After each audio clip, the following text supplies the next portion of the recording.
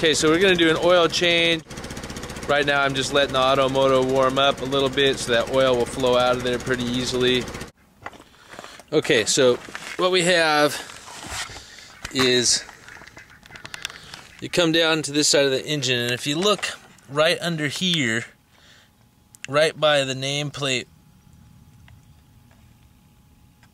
for the serial number of the engine, you'll see this plug. Now that bolt right there is where the oil filter plug is. It does require a socket wrench.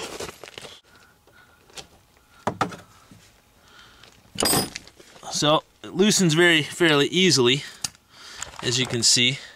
Then I have this oil pan sitting down here, of course. So we just unscrew this the rest of the way. Of course, I already went over the fact that we've warmed up the engine so this oil flows freely out of here. And that's that. I'll wipe this bolt off before I put it back in. We'll let that drain for a few minutes. Okay, so one of the things I want to show you here is you can see that my oil stopped. I've disconnected my spark plug and it just kind of kicked the last little bit of oil out of there. I'm going to turn the key on. I'm going to turn this over just a few times.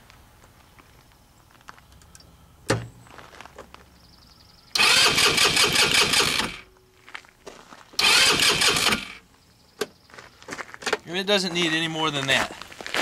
Now, you know, a little bit more is dripping out of there.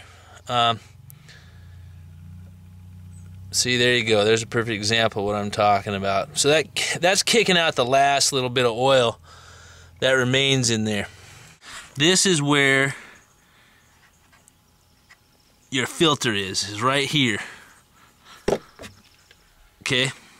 Both this nut and the nut that I took the plug out with is a 17 mil bolts. Just pop this loose. With this, you want to hold on to everything. It is spring loaded.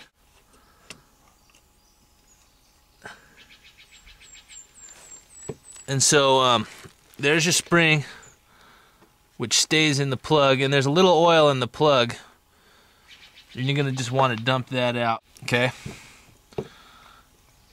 Now up in here is your filter. And this is what the filter looks like. It's got a rubber grommet on it and it's just mesh. You can see that it has actually collected a small amount of very thin flakes of metal that is from the burnishment of the engine. I'm a little over 1,000 miles. And this is what happens, you know. Those parts are rubbing against each other, and they're shearing small bits of metal off to help burnish that engine up. And there's a whole bunch of different parts that are doing this. It's not necessarily the piston and the rings. There's other parts. So what I'm going to do is take a air gun and blow it out.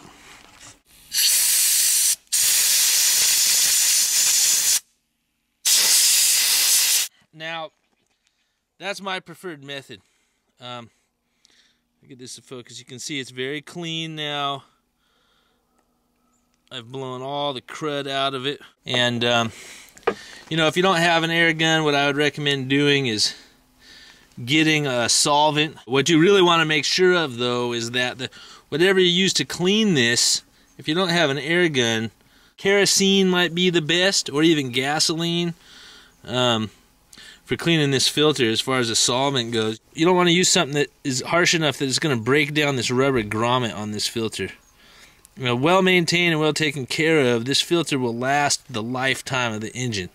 Place the filter right in the spring, and then you just push the whole thing up in there. Is probably the best way to do it. And then just start by hand tightening this. Now you want to tighten this pretty good, but don't over tighten it. It is a softer metal. This is a softer metal than what most bolts and stuff are made out of. So you just want it to be snug. Okay, now that we got the filter and stuff back in, I'm going to go ahead and go around and put the cap back in, which I don't need to show you. I mean, that's real simple. You just put it back in, give it a good crank so it doesn't come out. and then we'll cover putting the oil back in and how much we're talking about. Alright, so I know sometimes I tell you stuff that's rhetorical, but I'm going through this whole process for, you know, maybe somebody who's never changed oil before. To put the oil back in the engine, you're going to put it back in through the dipstick hole. This is your dipstick, and you're going to want to, you know, pull that out of there and be careful with it. That's what it looks like when you pull it out. This is a kind of a hard plastic that's been molded, and the end of it, that thin end that's your reading end, breaks fairly easily. So just be careful with it. This is what's going to tell you how much oil's in there. And basically the easiest way to do this is to just fill the oil until it reads right on the dipstick. But how do you get the oil in there? The user's manual definitely has a statement that says you need to use 1030 or better. And what's recommended to me is a part synthetic motor oil. Okay, so what I'm going to use is this right here, which screws right on to my oil bottle and allows me to get into that tight spot. Another way to do it is a funnel with a real long thing. I mean a real long spout coming off the bottom of it, like a flex spout funnel. That would work too. Okay, so it is about a quart of oil, but it's not quite. So I really recommend that you put close to a quart in and then start checking it with the dipstick, and that's what I'm going to do. And then after you've done that, you know, turn the engine on, let it idle again for about 5 minutes, and then check the oil again. And if it needs to be topped off, do that. We're just going to go through this beginning process and give you a quick idea on how you want to read this dipstick. You know, again, most of you are going to know how to read a dipstick for oil. You know, this one's real basic. It doesn't even have any marks. You just want to see the oil on the dipstick and almost all the way to the top of it for proper lubrication. The other nice feature about this thing that I have here is it has kind of an on-off switch, so to speak. You just turn this yellow part and the oil starts flowing. So it gives you a little bit more control. Okay, so take our dipstick here, and you don't, when you check the oil, you don't screw this in. You just stick it in there and pull it back out. And you can see that I just have a little oil right on the end here. So I need to add a little bit more. That was about 3/4 of the can. So that tells you that that whole thing's probably not going to go in there. So again, I'm just going to dip it without screwing in, and we'll make a reading. And you can see that we're pretty much all the way up. You know, your oil is pretty much all the way at the top level there. Okay, so that's basically putting oil in the engine.